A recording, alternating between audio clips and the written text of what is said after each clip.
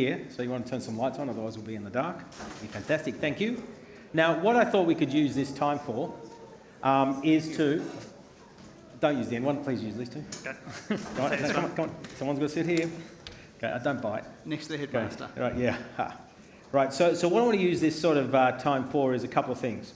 Is to really reflect on what we've talked about this morning. So I think that would be really interesting to do that. And then to allow you guys to ask some questions and to participate. So the way you're going to do that is ask questions via the app as you've been doing to date. Now, Andrew, we've already spoken to you, but I think Mostyn would be great for you to introduce yourself and what OC&C strategy consultants do. Great. Hi. Perfect plug. Mostyn Goodwin. I'm one of the partners in a business that does strategy consulting, hence the name.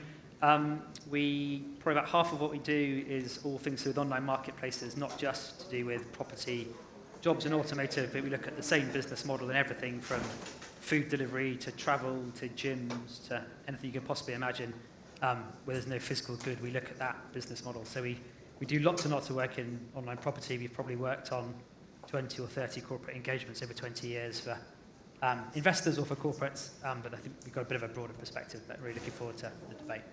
Okay, so let's start the conversation. We're sort of entering into relatively challenging times at the moment. You've got inflation, you've got talks of recessions, you've got the UK government doing crazy ass stuff, right? How this is causing disruption, all right? And then we heard from I can't remember who it was before about 20% drop in US sales. I was chatting earlier today with the CEO of the PropTech group in Australia, who has we run sort of 42-43% of all the CRMs.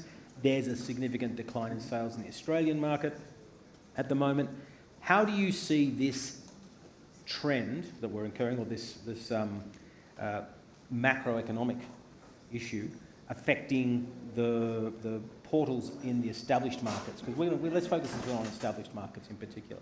How do you see this? And I'll start with you, Andrew. Yeah, well, I think there's a lack of confidence in the economy, and when there's lack of confidence, people are less likely to transact. Buyers are uncertain about whether they're paying too much and prices won't come down. Sellers are worried that they're going to sell in a too low a price and they should hold on. So my prediction would be, and it's just a prediction, is that transactions will come down. For property portals, that's not good.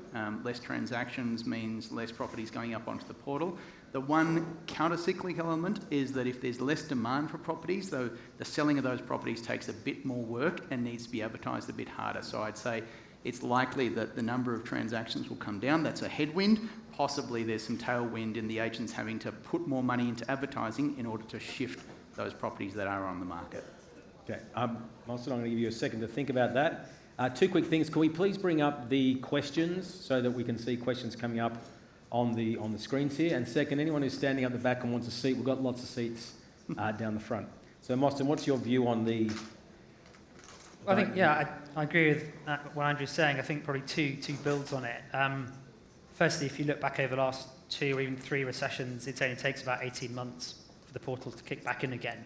So the property cycle is a cycle, and it does come back pretty quickly, certainly in sales, and rental doesn't move that much anyway. So it tends to be a sort of pause in growth versus a contraction, given the way the pricing model works. And the other probably interesting one is that the leaders do well, and the challengers get squeezed. So if you're a real estate broker in the bad times, you're going to choose where to put your budget. And history says that it's the leaders that really start to excel and actually can start to squeeze out some competition. And it's the second, third, and fourth portals that get hit a little bit harder. There's probably 2 things to expect to see as well. So if you're in the shoes of, say, Rechtman, or worry, it doesn't matter, these big market leaders, and you've got a share price that's doing okay, especially compared to the number 2 players, because you're highly profitable in the UK. How do you think about these headwinds? What do you do differently than what you're doing today? I think COVID's an interesting one. And so what the businesses chose for PR reasons to give discounts, give periods, because no one really knew what to expect. I think there was some really good PR done by some of the portals, actually being slightly more sensitive for once to the needs of their customer base. I don't think now anybody's feeling that same sense of uncertainty. People know expect to see a slowdown, expect to see it pick up again in 18 months. So I don't think if you're running Rightmove, you're not going to do anything particularly different. You would probably be more sensitive on the next price rise you put through, but you've still got, in our view, acres and acres of headroom to go at. You're probably sensitive in terms of products that you launch and those you kind of give as an option versus an obligation. You don't force bundle people right now. But I don't think you fundamentally act differently in this market to how you would have acted before. And actually, if anything, you probably try and hold the line as much as you can because it puts pressure on the people below you to squeeze them out. Okay. Do you continue with price increases at Rightmove? If you were Rightmove, clearly you're not Rightmove, but if you were. If you look at the history of that business, so we did our first classified project in 2005 when Auto Trader got bought, and there was a big debate, will car dealers pay any more? And that was 17 years ago. And Auto Trader has consistently proven over 17 years that people will just keep paying more and more. So if you believe that the PR will just sort of come and go and eventually dissipate, you'll just keep doing what you've been doing. If you're Rightmove, you can't invest in products because you can't make a 75% margin. So all you can do is make the core work more effectively and more effectively, is what Peter's done a very good job of. Okay.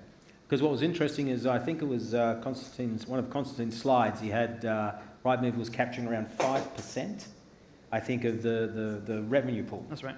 The commission pool, I should say, in the UK. And the REA one's slightly misleading because it's actually outside. So when you factor it in, it's about 6 or 7% that they're capturing. So they're large chunks of a pool. Can you really get more as Rightmove? I think you can get loads more. You look at most markets, you'll get between 4 or 6 or 7%. You get some of the Hemnet or REAs, you'll know, are sort of pushing towards double digits on our numbers. If you look at, given all the costs of an agency are fixed cost, your traditional agencies, your real estate, your own real estate, your staff, they're not going to go away. The value of that marginal lead is increasingly even more valuable in a recession. So there's absolutely no reason why you shouldn't be making... You think of a take rate, the top take rates can be 30 or 40% for some online transactions. 15% is pretty standard. 30% is everything from Apple or Amazon. We're talking about low to mid-single digits for property. So from where we're sitting, the market will creak and people will complain. But if you can prove the value, you've got no other option. I think the difference is, in a competitive market, take Italy, or competitive market where you've got 3 or 4 players fighting it out, it's pretty hard. But if you're Rightmove, you don't. Okay. And how do you see, say, the markets that you Yeah, look, if I was at Rightmove or REA, I would be mindful that I'm a publicly listed company. That's the first thing. And when you're running that company, you have to have the next quarter's results and the next quarter's, and you can see these headwinds coming for 18 months. So, and we did this in the last downturn in Australia.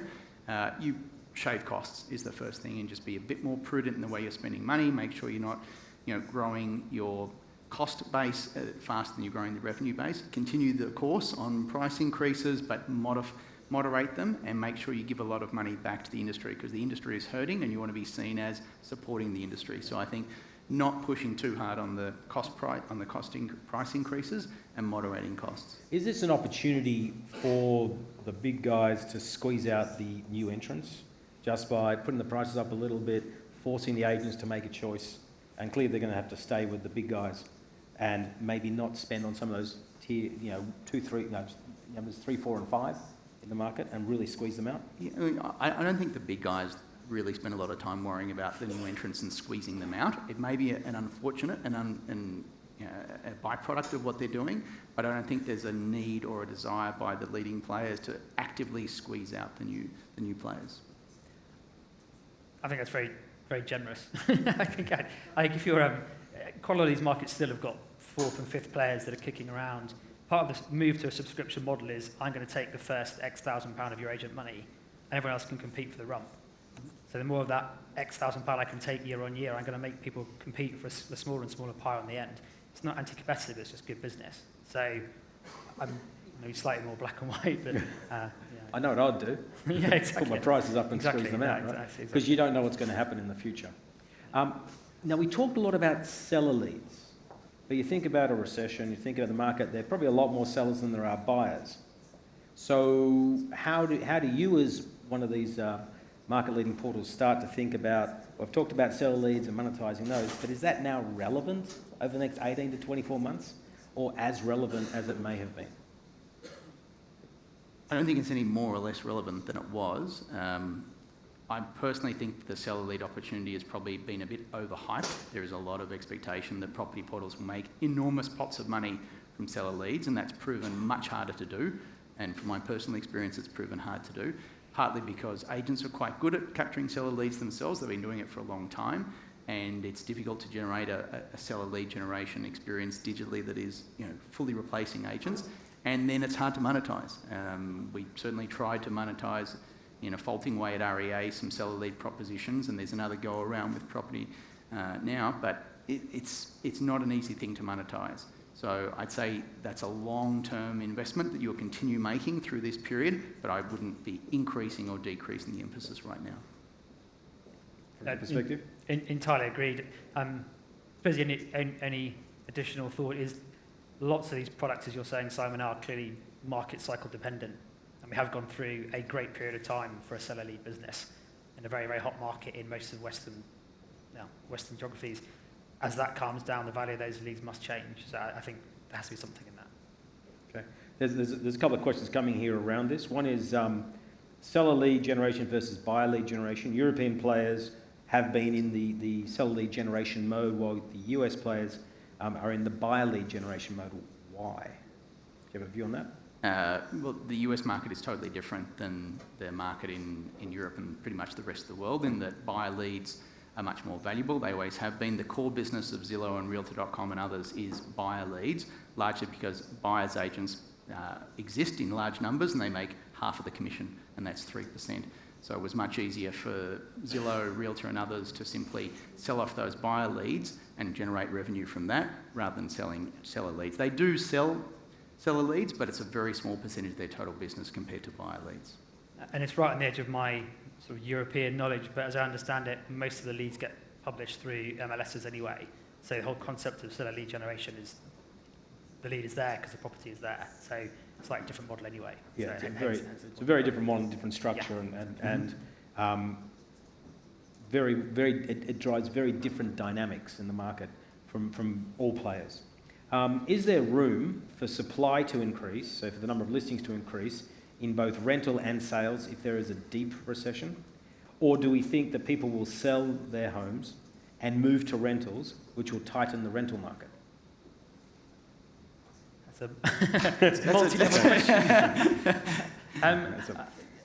I think what you tend to see, as we were saying earlier, is a mismatch in seller price expectations between what they believe the property is worth and what it is worth, especially in times of increasing interest rates. So you tend to see people holding versus selling because of mismatching pricing. You do see landlords exiting, especially again in times of interest rate increases. So you probably see increased supply on the rental side, but decreased supply on the sales side would be a suggestion. As to how the two interplay, that's probably I'll pass that on to you. Yeah, I'd say that we spend a lot of time and money with some very, very serious data scientists at REA trying to predict the volume of new listings, both on the sale and rental side, and we injected thousands of variables, and it was just as accurate to throw a dart at a dartboard. It is super hard, and I wouldn't sit here and pretend that I could tell you what's going to happen in the listings, but generally, again, with an uncertain economic environment, for sale listings are more likely to come down, and rental listings are probably going to perform better than for sale listings. So let's change the game a little bit in conversation. We talked about, if you're a Rightmove or an REA or a Scout24, you're a market leader. What happens if you're number 2 or 3 or 4 in the market with these changing dynamics? What do you do? How do you think about your strategy today? Mostyn? If you look at examples outside of pure real estate, where people have tried to make a real effort, it's been by doing something fundamentally different. So, good examples, Le Bon Coin in France versus Sologer, well known, to move from a model which is purely horizontal and volume-based into real estate, sort of through the back door, is a very different strategy. If you look at what quite a lot of auto businesses did, they partnered with Facebook Marketplace to boost up their audience, giving them the same kind of audience that a number one would have. So I think probably it's about changing that.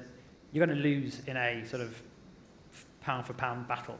So you've got to try and change the way that you're playing that battle. Say anything that alters the ability to get supply, or in the Facebook case, ability to get increased eyeballs per unit of inventory. Anything that's fundamentally different, you have to try something differently. something like Zoopla adding in a small bits of agent tech is not probably material enough to fundamentally swing the balance. You have to do something different to the way you're operating your business if you're going to make a difference.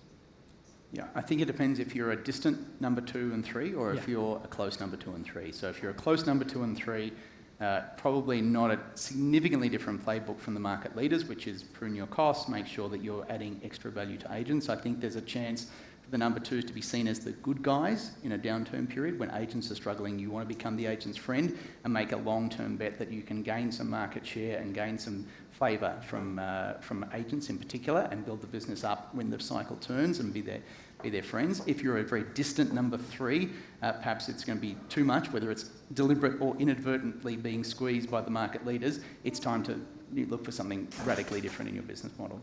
Would you go in more into the transaction? Would you start to... We talked about rental markets, right? The rental market's probably become a bit more attractive than it is today as people have to move from owning to renting. Would you think about focusing on the rental transaction and just executing that better than the current market structure? Most markets that we know, I think Switzerland's an outlier, but most markets, rentals 10% of value possibly across the value pool. So you could, like Open Rent in the UK, great business, focus on landlords. The Rightmove stuff you're doing on tenant passports, again, good innovations, buying Van Mildert. You could absolutely sort of knock that out of the park, but it's still the tail wagging the dog if 90% of the value sits in the core business in most of the Switzerland aside, most developed markets. Questions probably, are there things you can do around the core transaction, the sale transaction that get you sort of closer into it? But that's a slightly different question. Could you, if you're a challenger, think about segmenting the business and let's assume I operate across for sale and rent, new developments and homes for sale. And I go, well, why don't I in the rental segment or maybe the new development segment go into the transaction model, but not into the one that's the most contentious, is where you're dealing with agents. How do you think about that as sort of splitting the business to being two different types of models? Yeah, I would definitely say that the most obvious place to move towards the transaction, if you're an established portal, is in rent. It's much less likely to create problems with your core business, and it's easier to do. The challenge right now is that it takes time to do that. So you say, oh, there's going to be a down cycle for the next 12 to 18 months. Well, you're not just going to click your fingers and suddenly have this ready-to-go transaction platform. I think there is an opportunity, particularly combining this cycle with portals, but also with the startup businesses. Capital is drying up significantly for a lot of these PropTech businesses.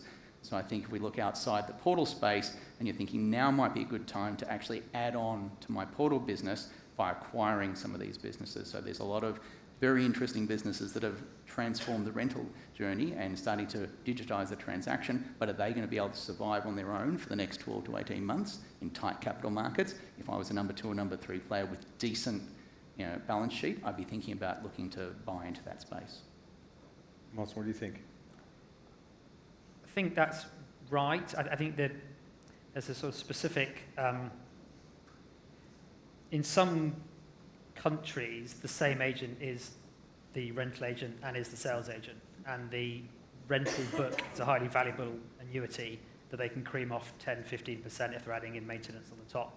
So in some countries, it's the same person you're offending if you're moving into the transaction, regardless of whether you brand it rental, same P&L, the same man or woman's business. Where I do think it makes sense, we've seen it quite a lot in sort of off-plan new build, where you move from just a sort of traditional property portal margin into, I'm actually a marketing services business, and I'll take 25% for the privilege of introducing you sight unseen, buying off plan. So we've seen quite a bit of that being spoken about. And clearly, yeah, in rental it makes sense, but there is that real risk in some countries of biting the hand that feeds one. Okay. Will interest rate hikes kill the iBuyer model in the developed markets? Much higher carrying costs, lower demand for the sale at the end? Short answer, if not kill it, it will force the iBuyers to diversify their business. And so I think most iBuyers are going to have to move away from just iBuying. It might be a call to action. I will buy your property as either last resort or as a way of generating quick cash. But my value proposition will become more and more a tech-enabled brokerage. So I think it's going to force the iBuyers to migrate more rapidly on a journey that they were probably already on, from just doing iBuying to offering a full range of services, ultimately up to being a tech-enabled broker. I thought the Malcolm stuff on the economics was fascinating earlier. The iBuying bit, in my mind, was dead regardless of interest rates. Just given the margin you're making of $4,000 on a transaction of hundreds of thousands is incredibly risky if you get it wrong. I thought the point around the lead generation off the back of it was interesting, which I hadn't picked up. So that, to me, was something I've learned. In terms of putting even more pressure on the model by adding in interest rates plus inflation and uncertainty, it seems like a petrifying place to be putting capital, to be frank. I agree with that. This is probably a question for you, Andrew. What are your views on Domain's strategic acquisition of Realbase and Real-Time Agent, which for $200 million? And you probably need to describe what they do. And if REA were offered these opportunities, do you believe they would have proceeded? I don't know a lot about the businesses. I won't try to. I think Domain for a while pursued a strategy of being a toolkit for agents, and I think that, as I said earlier, is a challenging place to be if you're a property portal for several reasons. Are you fully trusted? Do you have the capability? So REA has also made some less direct investments in that same space with Realtair and others. I think those are sensible long-term investments to make, but I would have them very much as a standalone and not try to integrate them too heavily with the core, even though it sounds like it's a good opportunity to cross-sell, but selling property, portal listings and selling agent software is a very different sale to different people with different capabilities. So I'd be mindful of keeping the two businesses quite separate. Could this be history repeating again? Because Domain did used to own My Desktop, Which they sold. to me. You. Right? But, well, one of my businesses, to be clear. But the reason that they sold was because they were unable to manage the two separately, and one became the distant cousin because it was a software business which has very different dynamics to a advertising business. Could that be history repeating itself? Possibly. I think there are different reasons at different periods in time in a property portal's journey that it makes sense or doesn't make sense to own a CRM in the case of My Desktop, and REA owned a CRM as well, which ultimately it left behind. And there are times when it makes sense because it gets you access to agents, and actually the CRM brings you access to agents, the CRM brings you access to listings. There are other times when it doesn't make sense because you're not a natural owner of that vehicle. I think over the long term, I wouldn't be convinced that CRMs are going to do their best work sitting inside property portals, and that separate organisations will probably deliver a better CRM experience. I think that's fascinating. So I don't know the specific examples, but if you look at jobs is a much maligned classified sector, but they see the transaction. So quite a lot of the property portals own an ATS, an applicant tracking service, that they give away to small businesses. The recruiter uses their software to make an offer, the offer is made, and the acceptance happens on the platform. You are in the transaction, you see it happening day by day. Those businesses have got a real kind of solidity that comes from that penetration into small businesses. Same in auto, if you own the dealer's desktop, how he or she processes the cars as they come in, if you control that, your auto trader, you've got massive visibility of pricing, liquidity, stock, and even how the other portals are performing. So outside of property, there are some quite good reasons why owning that kind of software stack is super interesting. I just don't know how it reads across in the way, you don't see it as much in the property world, which is interesting too. Okay. But you've got time for a couple more questions. One is, how motivated are the established portals to make acquisitions, do you think, especially over the next 18 months? Probably Mostyn, you might be involved. Motivated is an interesting one. I don't think they are motivated. I think it's a great time to do it. I think, as Andrew was saying, there are a lot of people who will be out there who will be looking for capital and will need help, and it'll be a great time for them to be investing. I suspect they're motivated more by, like you're saying, cost control, keeping a sort of clean nose, doing the right thing by the industry, but it's a great time for them to be doing it, for sure. I mean, I think the nature of share markets is you're rewarded a lot more on your EBITDA and less view on capital. So I think in the next 2 years, it'll be a good time for property portals to cut back on some of their OPEX, but there's probably some very good opportunities to go out and buy businesses, and that's going to come under less scrutiny from the share market. Okay, last question. I think if you were Rightmove, which type of companies would you be monitoring for M&A over the next, months? 6 months, 8 months, 12 months?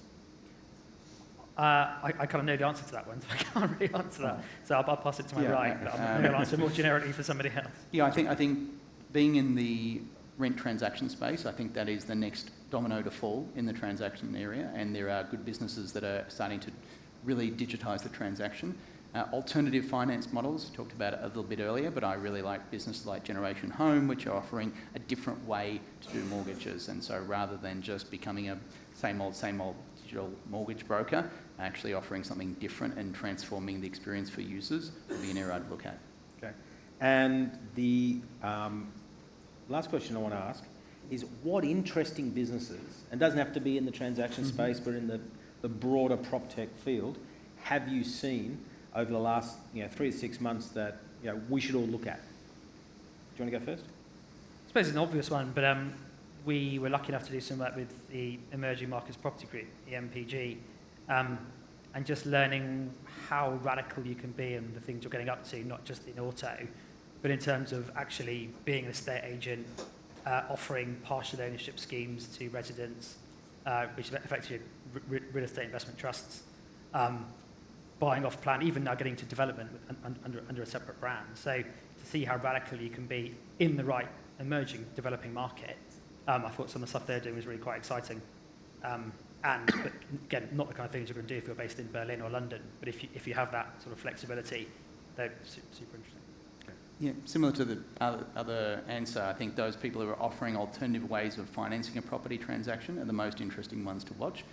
There's lots of flavours of that, and I think they're the next generation after iBuyers to watch for in the finance space. Okay, excellent. Well, Andrew Mostyn, thank you very much for taking time to chat. I hope that was interesting for everyone. We've now got a break, and we'll be back here at 5 to 4, and we've got the next session is all around challenges and opportunities in emerging markets. So once again, if you could thank Mostyn and Andrew for sharing their thoughts. Thank you. Thank you.